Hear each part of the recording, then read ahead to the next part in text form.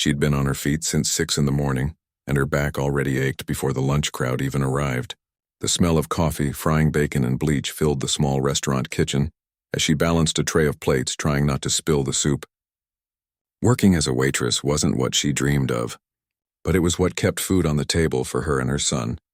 Every morning, she tied her hair back, put on a tired smile, and told herself she could make it through another day. The tips were never great, but the regulars liked her. She had a kind of quiet patience that made people comfortable. No matter how rude a customer was or how chaotic the orders became, she kept her calm. But lately, things had gotten harder. Rent had gone up again, and her old car was starting to make strange noises. The bills on the kitchen counter seemed to multiply overnight. Her son needed new shoes for school, and she had to pretend she wasn't worried when he mentioned a class trip she couldn't afford. That morning, she looked at herself in the bathroom mirror before leaving for work. Her eyes looked tired, older than they should at her age. Still, she whispered softly, "Just one more day." It was something she told herself often, a small promise that helped her keep going. The restaurant where she worked was part of a private club, one of those places where wealthy people came to eat expensive meals and talk about their business deals. Most of the workers were just like her, struggling to get by, smiling through exhaustion, hoping the next paycheck wouldn't come too late. The owner, a tall man with slick hair and expensive suits, rarely noticed the staff unless something went wrong. But today he seemed unusually tense. He called everyone into the dining hall just before lunch service. "Listen up, everyone," he said, his voice sharp and commanding. "Tonight we have a private dinner event. Some very important guests are coming. Investors, business leaders, people who can help this club grow. Everything must be perfect. No mistakes, no delays, no attitude. Understood?" The staff nodded silently. They had all heard this speech before, but then he turned his gaze directly to her. "You," he said, pointing. "You'll be part of the special service tonight. We need our best people. That means staying late." She nodded automatically. Saying no wasn't an option. She needed every hour she could get. As the day went on, she tried to ignore the nervous feeling growing in her chest. Something about the way he said special service made her uneasy. Still, she convinced herself it was just a normal dinner, maybe some fancy wine, extra attention to detail, the usual kind of event that rich people like to throw. By the time the dinner rush ended, most of the regular staff were cleaning up and heading home. She wiped down the tables, polished the silverware, and waited for the evening instructions. When she finally had a moment to sit in the break room, her coworker leaned over and whispered, "You heard about tonight, right? Just that it's some kind of special dinner," she said. Her coworker rolled her eyes. "Yeah, special. That's one way to put it. They're bringing in some big-shot investors, and the owner wants the staff to entertain them. Meaning, we're supposed to smile, laugh at their jokes, and pretend they're the most charming people on earth." She sighed. "So basically, we do the same thing we always do." "Pretty much," her coworker said, lowering her voice. "Except this time, it's all about impressing them. Don't be surprised if they make weird requests, just keep your cool." She nodded, though her stomach tightened. She had learned long ago that in places like this, the people with money often believed kindness was part of the menu. Around 6 in the evening, the main dining hall transformed. White tablecloths, polished glasses, soft music. Everything looked beautiful, almost unreal. Candles flickered on every table, casting a golden glow across the room.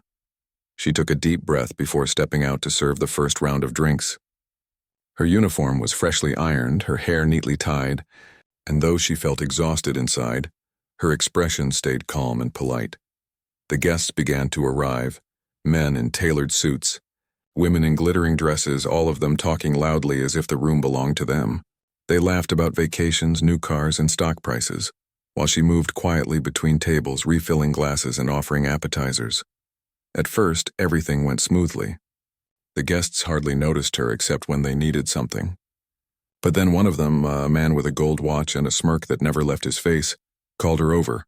"What's your name?" he asked. She hesitated, unsure why he wanted to know. "It's Lily," she said softly.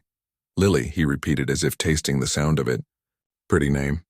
You should smile more, Lily. You'd look even better." She forced a polite smile, the kind she had practiced for years. "Would you like anything else, sir?" He laughed.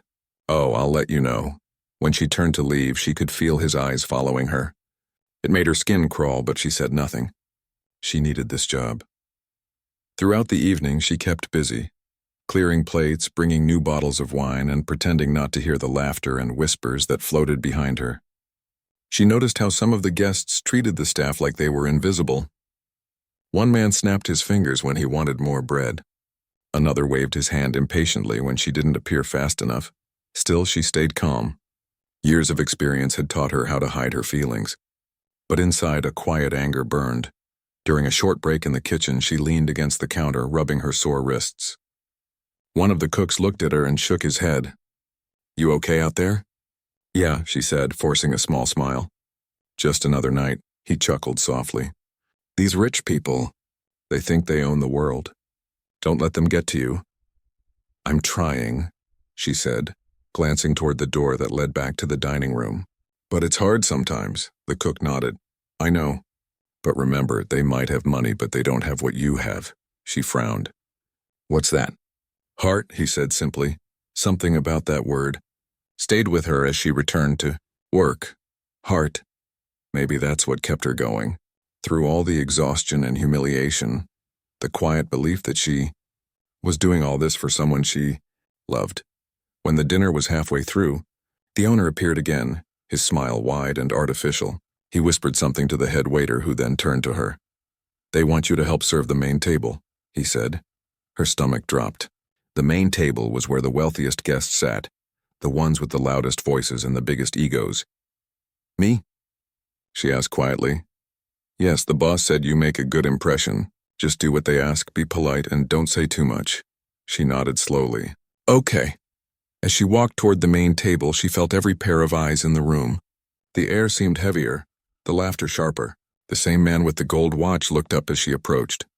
"Ah, there she is," he said loudly. "Our favorite waitress." She forced a smile and placed the dishes in front of them carefully. Her hands shook slightly, but she pretended not to notice. The man leaned back in his chair. "You've been working here long?" "A few years," she said softly. "Must be tiring," he said. "All this serving and smiling. Don't you ever get bored?" She wanted to say yes, but instead she replied, "It's honest work." He laughed again. "Honest, sure. But you could do better, you know. A girl like you shouldn't waste her life carrying plates." She felt a wave of discomfort but stayed silent. He smirked. "Don't be shy. We're just talking." She gave a small nod and stepped back, her throat tight. She wished she could disappear into the background like the quiet music playing in the room. The rest of the evening dragged on. Every minute felt like an hour. The laughter around the table grew louder, and the guests grew bolder with their jokes. But she focused on her tasks, clearing dishes, refilling glasses, keeping her head down. When it was finally over, she helped clean up in silence. Her feet ached and her eyes burned from exhaustion. The other staff left one by one until only a few remained. As she took off her apron, the owner walked by, smiling proudly. "Good job tonight," he said. "You handled yourself well." "They liked you." She forced a polite smile. "Thank you, sir," he nodded. "Be ready for tomorrow. They might come back."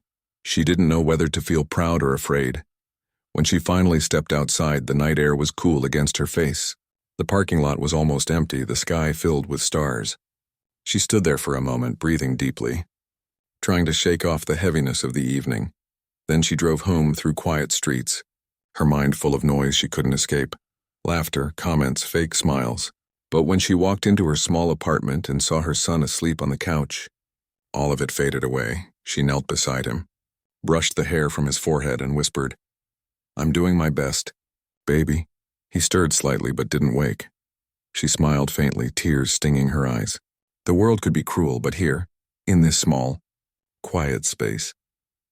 She remembered why she kept going. She turned off the light, sat on the edge of the couch for a moment and whispered again, "Just one more day." The next morning started like any other, but something inside her felt uneasy. She woke up before the sun, the room still dim and quiet. For a moment she watched the soft rise and fall of her son's breathing. He looked peaceful, lost in dreams she hoped were far from the worries she carried every day.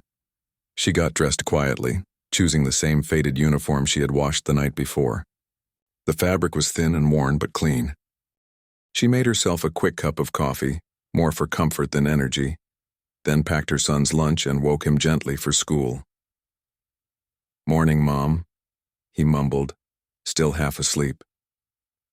Morning, sweetheart, she said softly, brushing his hair back. Eat your breakfast, okay? I've got a long day today. He nodded sleepily. She watched him for a moment before leaving, her heart heavy with the same quiet hope that each day would be better than the last. When she arrived at work, the restaurant already buzzed with movement. The kitchen staff were preparing for another full day, and the smell of onions and freshly baked bread filled the air. She tied her apron around her waist and joined the others. The owner was standing near the front desk, phone pressed to his ear, speaking in his usual rushed tone. Yes, everything is ready. The tables are set, the menu confirmed. Trust me, they'll be treated like royalty. He ended the call and turned to the staff. All right, everyone. Tonight is even more important than yesterday. The same guests are coming back and they're bringing friends. I want everything perfect again. Smiles, service, timing. No mistakes. She listened silently, pretending not to notice how his eyes lingered on her for a moment longer than necessary. You'll be on the main table again, he added. They asked for you. Her stomach tightened. Me? He smiled thinly. Yes? Apparently you made a good impression, so keep it up. Be polite, be patient, and do whatever it takes to make them happy. She nodded, but her heart sank. It wasn't a compliment. It was pressure. She knew what that kind of request meant. The rest of the day passed slowly. Every sound, every movement felt heavier with the thought of what awaited her that evening. The lunch rush came and went, but she barely noticed the customers. Her mind kept drifting to what the owner had said. When the last plate was cleared, she stayed behind to help set up for the dinner again. Candles, silverware, folded napkins, everything had to be spotless. The head waiter adjusted the chairs and muttered under his breath about the guests' endless demands. By 6 o'clock, the dining hall looked perfect. The lights were dim, the air scented with flowers and fresh bread. The kind of place that looked beautiful, but didn't feel warm. The first group of guests arrived shortly after. They walked in, with the same loud confidence as before, laughing among themselves. The same man with the gold watch was there, his voice carrying across the room as he greeted everyone like an old friend. She took a deep breath before stepping out to serve. The first hour went smoothly, pouring wine, offering dishes, collecting empty plates. She smiled politely, spoke softly, and kept her eyes down. It was routine, almost mechanical. But as the evening went on, the laughter grew louder. The men began talking about business, money, and people they looked down on. The kind of talk that made her want to disappear. One of them snapped his fingers toward her. Miss, more wine here. She hurried over, bottle in hand. Of course, sir. As she poured, he said, You've got a steady hand. You must do this often. She nodded politely. Every day. Every day, he repeated with a smirk. That's dedication. Tell me, don't you ever get tired of serving people like us? His tone was teasing, but there was something sharp behind it. She forced a small smile. It's honest work. He laughed.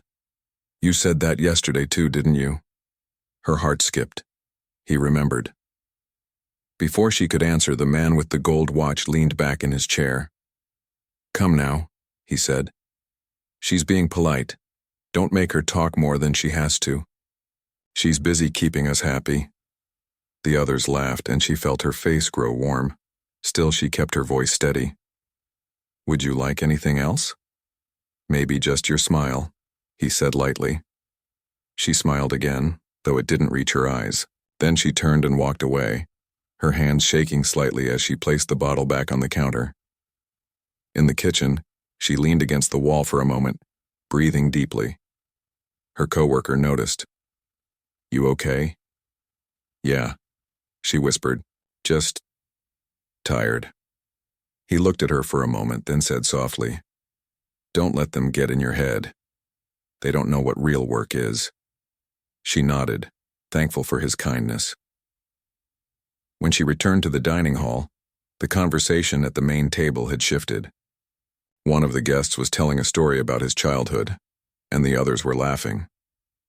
But she could sense a different kind of energy now, looser, more careless. She continued working, moving quietly between tables, pretending not to notice their stares or comments. Her body was there, but her mind drifted somewhere far away, to her son, to the bills waiting at home, to the quiet peace she longed for. At one point, the owner came over to the table, all smiles and charm. "Everything to your liking, gentlemen?" "Perfect," one of them said. "Your staff is excellent, especially her," the owner smiled proudly. "She's one of our best." He glanced at her, and for a second she thought she saw something like pride in his eyes. But then he turned away quickly, laughing at one of their jokes. As the night went on, the guests became louder and less polite. Their laughter filled the room, echoing against the walls. She could feel her patience wearing thin, but she held it together. She needed this job, and she couldn't afford to make a scene. Near the end of the dinner, the man with the gold watch raised his glass and said loudly, "A toast to good company, good food, and the people who make it all possible." Everyone clapped and cheered. Then he looked directly at her. "Come on, you should join the toast too. You're part of this night, aren't you?" She froze for a second, unsure what to do. The owner standing nearby nodded quickly. "Go ahead," he said under his breath. "Just play along." She hesitated, then forced a small smile and lifted the empty tray in her hand, pretending it was a glass. "To good company," she said softly. They laughed and clapped again. She smiled, though her heart wasn't in it. When the dinner finally ended, she felt a deep relief wash over her. The guests lingered for a while, talking and finishing their drinks, but she focused on cleaning the nearby tables. Her body ached and her throat felt dry. The man with the gold watch stood up at last, adjusting his jacket. "You did well tonight," he said to her as he passed. "Thank you, sir." He grinned. "I meant it. You've got grace. Not everyone in your position does." She forced another polite smile. "I appreciate that." He paused for a second as if thinking about something else to say, but then just nodded and walked away. When the last of the guests left, the restaurant felt strangely empty. The lights seemed too bright now, the music too soft. She helped stack chairs and wipe tables, her movements slow and heavy. The owner came over, still looking pleased. "They were happy," he said. "Very happy. That's what matters." She nodded silently. "You handled yourself perfectly again. Keep this up and I might give you a raise." She smiled weakly. "That would help a lot." He patted her shoulder lightly. "Good work. Get some rest." As she walked out into the cool night air, she felt more drained than proud. The street was quiet, the sky clouded over. She unlocked her car, sat inside and just sat there for a few minutes without starting the engine. Her hands rested on the steering wheel as she stared out the window. The restaurant lights glowed faintly behind her, like a world she couldn't quite escape. She thought about the way the guests had laughed, the things they had said, the way they looked through her as if she wasn't real. She thought about how tired she was, not just in her body, but deep inside.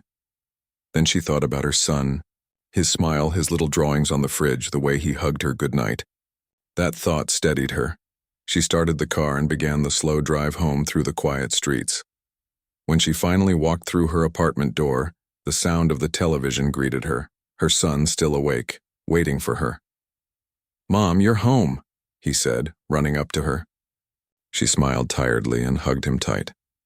"Yeah, I'm home." "Did you have a good day?" She paused. "It was long," she said honestly. "But it's over now." He grinned. "I saved you some dinner." She looked at the plate on the table, a sandwich, neatly wrapped. Her heart softened. "Thank you, sweetheart, that means a lot." As they sat together in the quiet apartment eating simple food, she felt something she hadn't felt all day. Peace.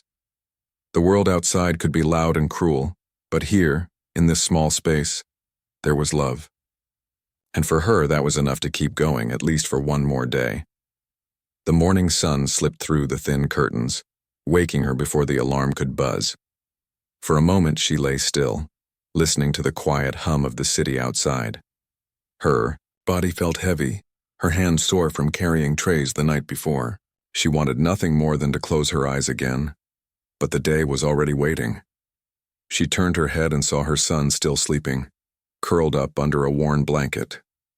His face looked peaceful, free from worry, a small reminder of why she pushed herself so hard. She smiled faintly, brushed a strand of hair from his forehead and whispered, "One day things will be easier." After getting ready, she left quietly for work. The morning air was cool and calm, and the streets were half empty.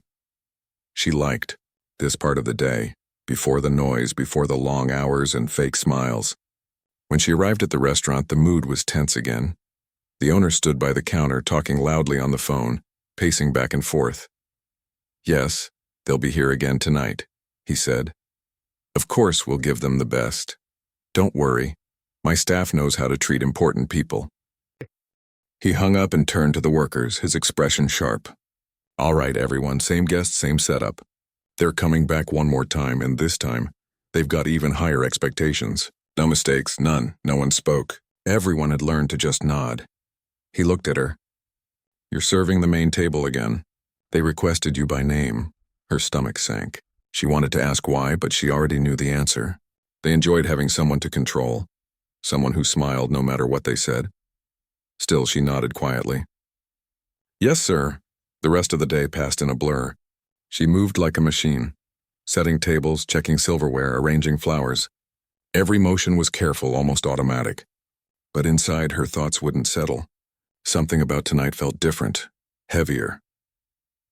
When she finally took her short break, she sat outside on the back steps of the restaurant, sipping water from a paper cup.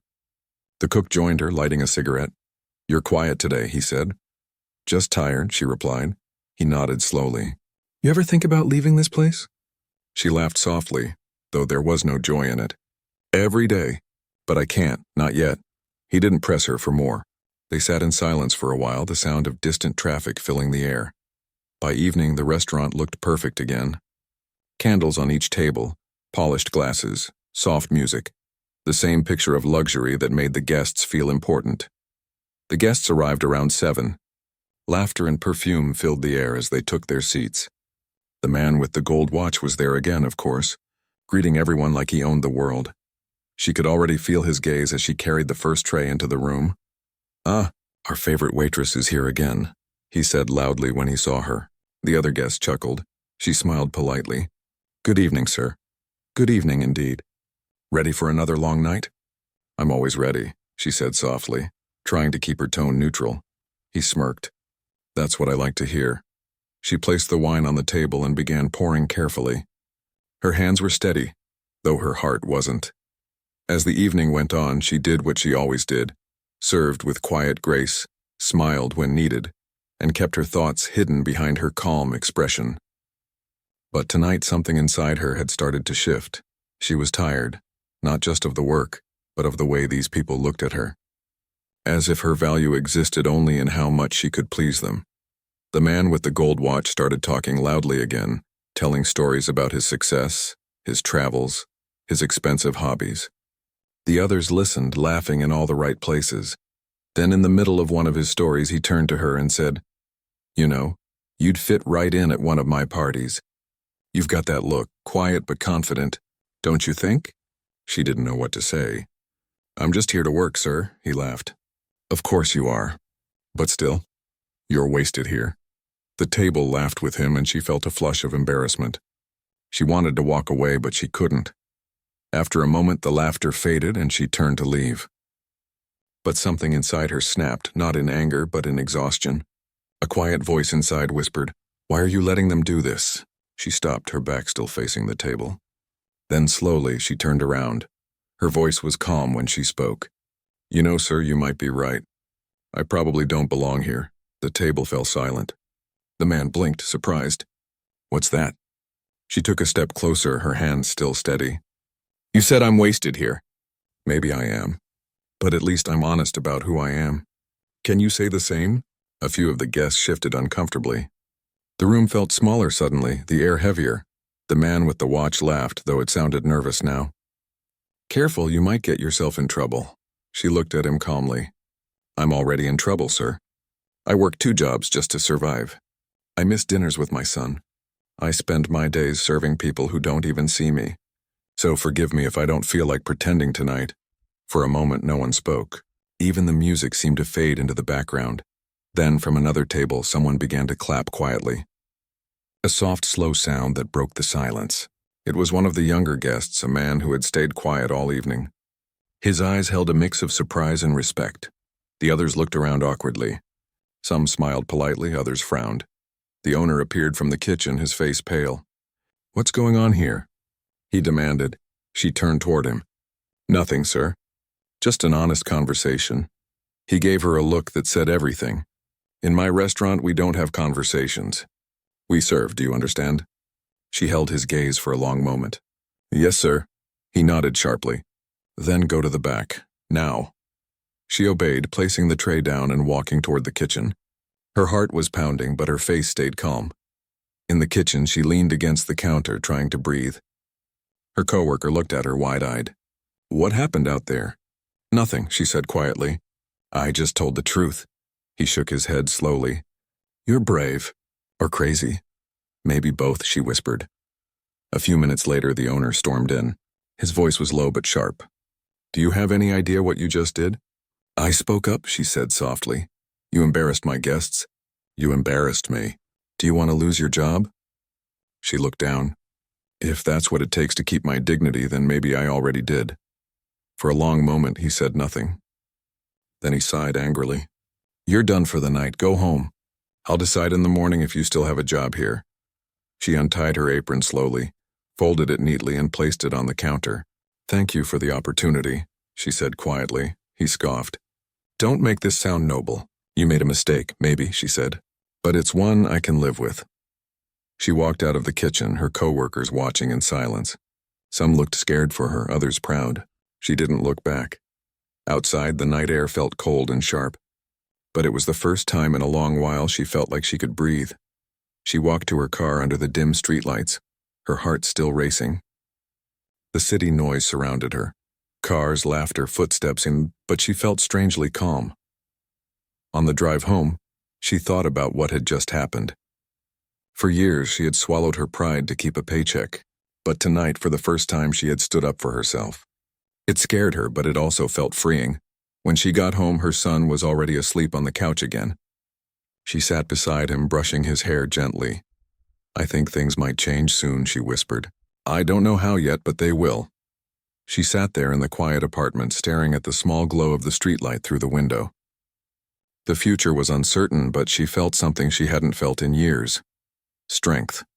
She had no idea that her words that night had left a mark on more than just the people at that table. One of them would remember her not as a waitress, but as a woman who dared to speak the truth when everyone else stayed silent. But for now, she just closed her eyes and let the silence wrap around her, whispering to herself the same words she always did. Just one more day. Only this time the words felt different. They felt like hope. The morning light crept into her apartment slowly, spilling across the floor and touching her face. She opened her eyes, unsure for a moment if the night before had been a dream.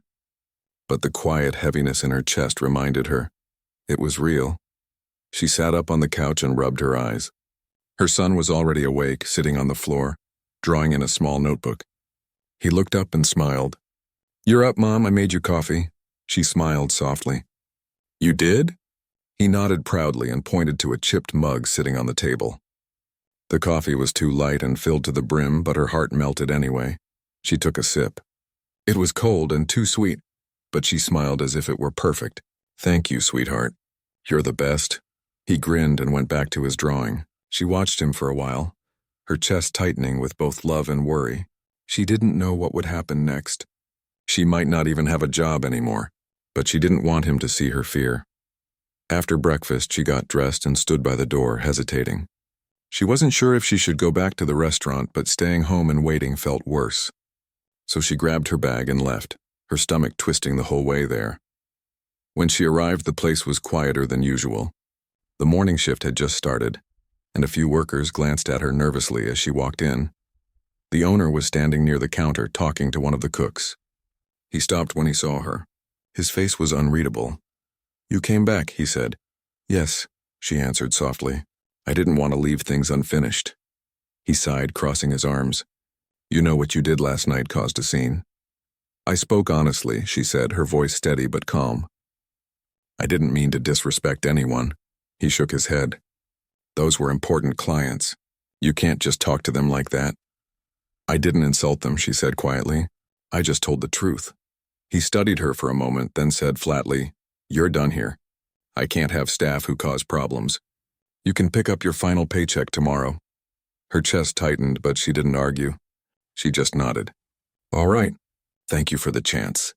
As she turned to leave, he said coldly, "You'll never work in another high-end place in this town if people find out about this. Think before you speak next time." She stopped but didn't look back. "I'll take that risk." Then she walked out, feeling strangely light. The streets were busy, the sound of engines and voices blending into one long hum. She walked aimlessly for a while, not sure where to go. Losing her job should have broken her. She had bills, rent, and a child to feed. But instead she felt an unexpected calm. Maybe it was relief. Maybe it was pride. She ended up at a small park not far from her apartment. Children were playing on the swings, their laughter echoing through the air. She sat on a bench and watched them, thinking of her own son. After a few minutes, her phone buzzed. She looked at the screen, an unknown number. She hesitated, then answered. "Hello?" "Hi," said a male voice on the other end. "I hope you don't mind me calling. My name's Daniel. I was at the dinner last night." Her heart skipped. "Oh, I remember you." He had been sitting near the end of the main table, quiet most of the night. She barely noticed him until he was the one who clapped after she spoke. "I just wanted to say," he continued, "what you did last night was impressive, brave. Most people wouldn't have had the courage to say what you said." She didn't know how to respond. "Thank you, but I might have lost my job because of it." "I'm sorry about that," he said sincerely. "I actually wanted to talk to you about something." "Do you have a few minutes?" She hesitated. "I guess so. I own a small company," he said. "We're not like those guys from last night. We focus on community work, local projects, small business support. We could use someone like you, someone honest who knows how to handle people with grace." She blinked, unsure she heard him right. "You're offering me a job?" "I'm offering to talk about one," he said. "If you're open to it." No pressure, her throat tightened. I don't know what to say." "Say yes to coffee," he replied with a gentle laugh. "Tomorrow morning, maybe?" She smiled faintly. "All right. Coffee sounds nice." They agreed to meet at a small cafe near the park the next morning. When she hung up, she sat there for a long moment, staring at her phone. She didn't know what this meant, but for the first time in a long while, she felt hope flicker inside her. That night, she told her son, keeping her voice light, "Mom might have a new job soon." He beamed. "Really?" "Maybe," she said. "We'll see how it goes." He hugged her tightly. "You're the best, Mom. You can do anything." She held him close, smiling through tears she didn't let fall. The next morning, she arrived at the cafe early. She wore her cleanest clothes, a plain blouse and dark jeans, and sat by the window. When Daniel arrived, he greeted her with a warm smile and a simple handshake. "I'm glad you came," he said. "So am I," she replied. They talked for over an hour. He told her about his company, how they helped small businesses grow, how they hired people from tough backgrounds, how they focused on fairness and respect. She listened quietly, surprised by how genuine he sounded. Then he said, "I think you'd be great as our operations assistant. It's not glamorous, but it pays decently and it's honest work. Plus, I could use someone who knows how to handle pressure with calm." She smiled softly. "That's very kind, but are you sure? You barely know me." He nodded. "I know enough. I saw how you stood up for yourself in a room full of people who would have treated you like nothing.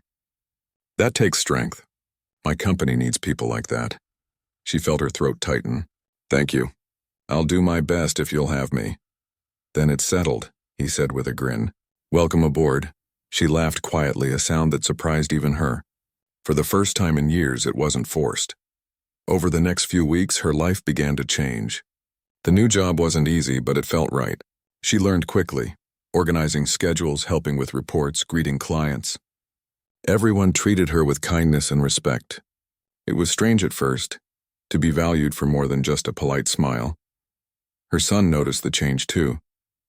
"You seem happier," he said one evening as they ate dinner together. "I am," she admitted. "I feel like I'm finally where I belong." At night, she still thought about the restaurant sometimes, the noise, the laughter, the pressure. But now it felt like a different life. Then one afternoon, Daniel came into her office holding an envelope. "Guess who called today?" he said. She frowned. "Who?" "The owner of your old restaurant." Her heart skipped. "What did he want?" "He wanted to know if you worked here. Apparently those same investors are coming back to town. They've been talking about you, the waitress who stood up for herself. Some are saying it was the most memorable dinner they ever had." She stared at him, stunned. "You're kidding," he smiled. "Not at all. Seems your story made an impression." She didn't know what to say. For months she had felt small and invisible, but now her name, or at least her actions, had become something people remembered. "Funny how things work out," Daniel said. "You tried to keep your dignity and now people see you for it." She nodded slowly. "I never wanted attention. I just couldn't stay quiet anymore." He smiled warmly.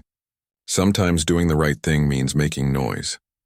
That night, as she walked home, she stopped by the small park again. The air was cool, the sky painted in shades of gold and blue. She sat on the same bench where she once felt hopeless, thinking about how much had changed. She didn't have everything she wanted yet. Money was still tight, and life was far from easy. But she had peace. She had respect. And most importantly, she had shown her son that standing up for yourself matters. When she got home, her son ran to her with a piece of paper in his hand. "Look, Mom, I drew us. You and me." She looked down at the drawing, two smiling figures holding hands under a big sun. It was simple and beautiful. "It's perfect," she whispered. He grinned. "You're smiling like in the picture now." She hugged him tightly, feeling tears rise in her eyes. "I think I finally have a reason to." That night, before bed, she looked at the ceiling and whispered softly, "Just one more day." The same words she had said for years, but now they didn't mean survival. They meant gratitude. One more day to live, to love, to keep becoming stronger. And deep inside, she knew the people who once looked down on her would never forget what she did. Not because she shouted, but because she stood tall, quietly, honestly, and with heart. Months had passed since she started her new job, and life had slowly found a steady rhythm. The days were long, but they were filled with purpose. She woke up each morning with a sense of peace she hadn't felt in years. Gone were the mornings of dread and exhaustion, replaced by quiet determination and gratitude. At work, she had become more than just an assistant. She was the person everyone went to when something needed fixing. A schedule, a delivery problem, a disagreement between co-workers. People trusted her, not just because she was good at her job, but because she listened. She had learned that kindness could be powerful, that respect wasn't given by title but earned by how you treated others. Her boss often joked that the office would fall apart without her. She would laugh, though deep down she knew it was half true. The place had started to feel like family, a small, busy team with big dreams and good hearts. One Friday afternoon, while she was finishing up some reports, her boss walked into her office with a thoughtful look. "We got invited to something," he said. "A charity dinner. Big event, a lot of familiar faces. I think you should come." She looked up, surprised. "Me, why?" He smiled. "Because you're part of this team, and because I think it might be good for you to see how far you've come." She hesitated. The word dinner brought back memories of that night. The heavy stares, the laughter, the cold room filled with people who treated her like she was less than them. She wasn't sure if she was ready to face something like that again. But then she thought about everything she had built since then. The new job, her son's smile, the peace she felt when she walked into the office each day. Maybe it was time to face the past, not to prove anything, but to finally close that chapter. She nodded. "All right, I'll go." The night of the event came quickly. She wore a simple dark blue dress, nothing fancy but elegant in its own quiet way. Her son hugged her before she left, grinning. "You look amazing, Mom, like someone in a movie." She laughed. "Thanks, sweetheart. I'll be back before you know it." The event was held in the same hotel ballroom where her life had changed months before. The sight of the place made her chest tighten for a moment, but she took a deep breath and walked in with her head held high. The room was full of laughter and conversation. The smell of expensive food drifted through the air, and the sound of clinking glasses filled the space. She walked beside her boss, greeting people politely, smiling when spoken to. And then across the room she saw them, some of the same wealthy guests from that dinner. They looked almost the same, dressed in perfect suits and polished jewelry, but something was different this time. When their eyes met hers, there was a flicker of recognition. One of them, a tall man with silver hair, smiled and walked over. "Excuse me," he said politely. "You're the woman from that dinner, aren't you? The one who spoke up." She hesitated, unsure how to respond, but then nodded. "Yes, I was," he chuckled softly. "I'll never forget that night. You made quite an impression." "I'm sorry if I offended anyone," she said quickly, but he shook his head.